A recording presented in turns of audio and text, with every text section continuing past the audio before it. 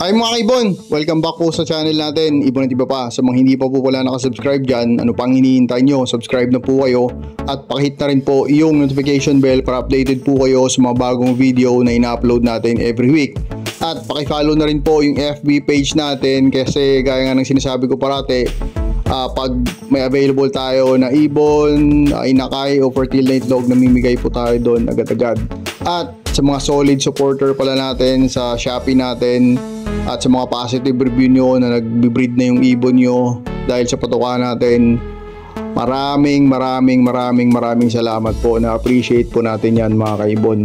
Ngayong week na to, napakaganda ng topic natin mga kaibon kasi last week nag-attend po tayo ng isang assembly. Ito po yung assembly ng Bird Breeders and Hobbyist Assembly dito po sa Quezon City.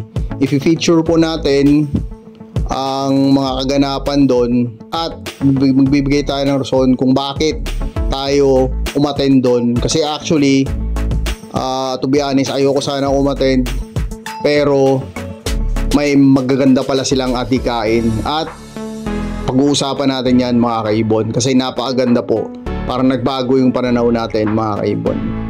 Okay? Pero syempre mga kaibon, bago tayo magsimula sa napakagandang topic natin mga kaibon, syempre ano pang gagawin natin, isa-shoutout muna natin ang mga solid supporter natin kasi dahil po sa kanila nagpapatuloy po tayo sa pag-upload ng video every week mga kaibon. Kaya maraming salamat po. Okay, ngayon mga kaibon, syempre isa-shoutout na natin yung mga solid supporter natin. Nung sa lahat, PPSM Birds Incorporated, kay Kaibon Sir D. Lenon, Aldrin Martinez, Dan Katian, Antolin Avery, Silverio Magbanwa, Eli Sarmiento ng Pampanga, Angelo Villano ng Cabanatuan, Jobert Casal JTV, kay Kaibon Chris Bunda, salamat sa suporta sir, kay Rodelio Erong Santos, Rafa and Eli Avery ng Taguig, Madam Josephine, Joey Tamayo Jr. ng Caloocan, Philippines.ph, Elmer Senedosa ng Binawan Rizal, Michael Basibas, Garis Ibunan, Maynard Perfenan, John Ramos, Rico Milasca, at ang anak niyang si Sky, Family Espreguera ng Bulacan, Rowena Sanchez Avery, ENC Mini Avery ng Gapan, Joel Mariano, Mount Samat Mini Avery, Boss Otto, Triple G Avery ng Pilar Bataan, Junjun Natada, AC Mini Avery and Lou, Jaidet Ibunan ng Guadalupe Taguig, Frank Aguilar ng Binawan Rizal, KJ Mini Avery ng Samar, at shoutout din kay Kaibon Melby Chalmas. Maraming salamat po sa solid support nyo mga kaibon. Okay, ngayon mga kaibon, syempre umpisa na natin yung napakagandang topic natin this week kasi showcase natin yung inatinan nating assembly last week, yung Bird Breeders and Hobbyist Assembly doon po sa Quezon City. Sabi ko kanina sa intro natin, actually hesitant po tayo una pumunta kasi unang-una malayo, tapos baka yung mga ibang kaibigan natin dito ayaw din sumama, pero sa awa ng Diyos nakapunta tayo at natuwa kami actually kasi kung hindi kami nakapunta, na-miss siguro namin yung mga magandang samahan doon. Sa assembly na yun mga kaibon, maraming makikita doon mga kaibon, iba-ibang mga kaibon o iba-ibang mag-ibon o iba-ibang breeder sa iba't ibang lugar nagsama-sama.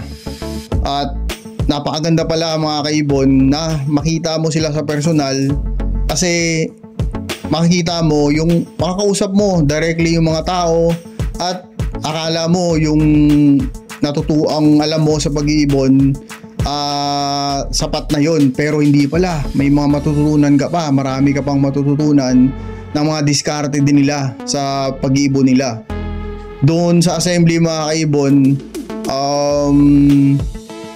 Ang usapan doon puro ibon kasi minsan di ba tayo mga kaibon pag kinausap natin yung asawa natin, makikinig yan pero hindi all the time kasi syempre yung interest niya hindi din talaga sync sa interest natin na pag-iibon. Doon kahit mag-usap kayo buong maghapon doon, puro ibon pag-uusapan niyo, walang problema kasi parehas kayo ng interest. At napakaganda mga kaibon kasi iba nami-misinterpret natin, nagpo-post sa Facebook o minsan mga negativity. Pero doon mga kaibon, makita mo lahat ng tao nag-uusap, masaya. Ang adhikain ng assembling yon mga kaibon, napakaganda. Kasi ito yung gusto ko, nagustuhan ko lang doon mga kaibon.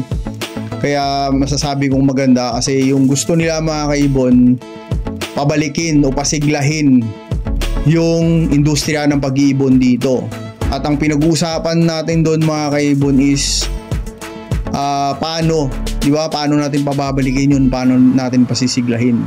Kasi kung aasahan lang po natin dito mga kaibon, yung, di ba, kung iniisip lang natin, sisigla ang pag-iibon dahil sa buying, sisigla pero mas may magandang paraan pa mga kaibon. Kahit walang buying, mas sisigla pa rin o masigla pa rin yung pag-iibon dito sa Pilipinas. Ito, ang adhikain nito is ipalaganap yung bird show sa buong Pilipinas mga kaibon. Kasi ang iniisip lang natin parate at karamihan is buying lang Ito yung makabenta, mga ganun lang. Baka doon lang tayo nag-focus. Baka doon lang yung batayan natin na magiging masaya ang pag-ibon dito sa Pilipinas o babalik yung sigla ng pag-ibon dito sa Pilipinas. Pero itong purpose nito nila mga kaibon o yung assembling to mga kaibon is about yung paano natin pasisiglahin na hindi lang sa benta-benta. Kasi pag marami na tayong bird show dito sa Pilipinas mga kaibon, syempre mga kaibon, hindi lang sisigla dito sa Pilipinas, kundi sisigla din pakikita ng ibang bansa mga kaibon na masigla yung pag-ibon dun sa Pilipinas, tsaka maiengganyo silang kumuha ng ibon dito sa Pilipinas. Hindi natin pinag-uusapan dito yung mga high mutation o yung mga bagong mutation na pumapasok na ibon sa Pilipinas mga kaibon. Pinag-uusapan din natin dito kahit yung mga Alps 1, yung mga lumang ibon mga kaibon, kasi akala natin wala na yung value yung mga yun, pero meron. Kasi pag sa ibang bansa, actually karamihan sa ibang bansa mga bird show lang din naman, di ba? Pag nakita nila na ang gaganda ng mga ibon dito sa Pilipinas, hindi pa yung mga bagong dating, kahit yung mga lumang ibon natin dito mga kaibon, baka maengganyo silang kumuha ulit ng mga ibon dito sa Pilipinas o sumali sila. At ang kagandahan lang dito sa adhikain nito mga kaibon is baka balang araw mag-invite tayo ng mga judges coming from different countries mga kaibon. Sila magda-judge ng bird show, at sa bird show na yun mga kaibon, syempre maraming pwedeng mabuksan mga kaibon. Katulad ng sa bird show na yun, pwede kang magdala ng mga cages mo, bag ng cages mo, mga cattle bone doon, vitamins, handfeed formula. Pwede kang maglatag doon mga kaibon, kasi baka makabenta ka rin, di ba? Ang adhikain nito is napakaganda. Parang naano ko okay, parang medyo namulat ako na pwede. Kasi hindi lang talaga yung local market yung target nito, kumbaga mga kaibon, na sumigla. Pati na rin iniengganyo yung mga ibang bansa na kumuha din ng ibon dito sa atin sa Pilipinas. Kasi napakaganda nito mga kaibon kung matuloy ito, kasi lahat tayo dito magbe-benefit mga kaibon. Kasi ngayon kung makita natin sa industry natin mga kaibon, yung to be honest, yung mga nakaka-benefit lang ito siguro yung mga nagpapapasok ng mga ibon dito sa Pilipinas, kasi sila yung naging puno, di ba? Pero ngayon dito mga kaibon, pag natuloy ito, lahat tayo, kasi hindi lang yung mga bagong mutation ang sisikat, pati na rin yung mga lumang mutation. At ang isa pang gusto ko sa kanila mga kaibon is yung gusto nila makagawa rin tayo ng sariling mutation natin. Nag-swak kami doon mga kaibon, o yung idea namin doon mga kaibon, kasi ako gusto ko rin, personally gusto ko rin makagawa ng sariling mutation mga kaibon, o kahit sino man dito sa Pilipinas na breeder. Kasi pag nakagawa tayo ng sariling mutation na yun mga kaibon, syempre sisikat ulit ang Pilipinas. aside from sisikat yung breeder na yon, syempre ang buong Pilipinas makakuha ng credit. 'Di ba? Magkakaroon tayo ng pangalan ulit sa industriya ng pag-iibon. Katulad ng Indonesia mga kaibon, sa atin lang naman 'di ba umaangkat ng ibon 'yan. Pero nung nakapag-produce sila ng aqua na 'yan mga kaibon at ang yellow face na 'yan mga kaibon, kita mo biglang bumulusok sila pa sa pataas.